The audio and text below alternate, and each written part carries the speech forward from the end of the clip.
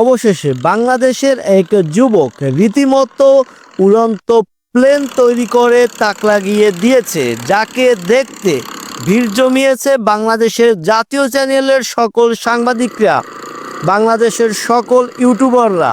তার সাক্ষাৎকার নেওয়ার জন্য ভিড় পড়েছে এবং দূর দূরান্ত থেকে মানুষ এসে তাকে দেখছে। তিনি জানিয়েছেন সাংবাদিককে এবং ইউটিউবারদেরকে, তিনি ইউটিউবার এবং সাংবাদিকদেরকে সাক্ষাৎকারে বলেছেন যে এই প্লেনটির ওজন 100 কেজির মতো এবং তার ওজন 60 কেজি, মানে দাঁড়ালো 160 কেজি ওজন বাংলার আকাশে উড়ছে, আর যেটার আবিষ্কারক বাংলাদেশের এক যুবক। শুনতেই বাংলাদেশি হিসাবে অনেকটা সবারই ভালো লাগছে।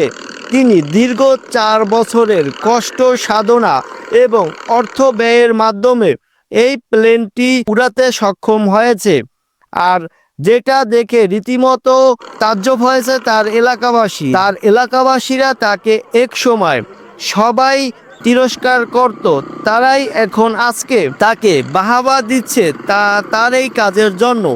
তিনি কারো কথায় কোনোদিনও পিছে ফিরে তাকাননি, তিনি তার চেষ্টা চালিয়ে গিয়েছেন। অবশেষে দীর্ঘ 4 বছরের সাধনার পরে তিনি এবং তার প্লেন বাংলার আকাশে উড়ল।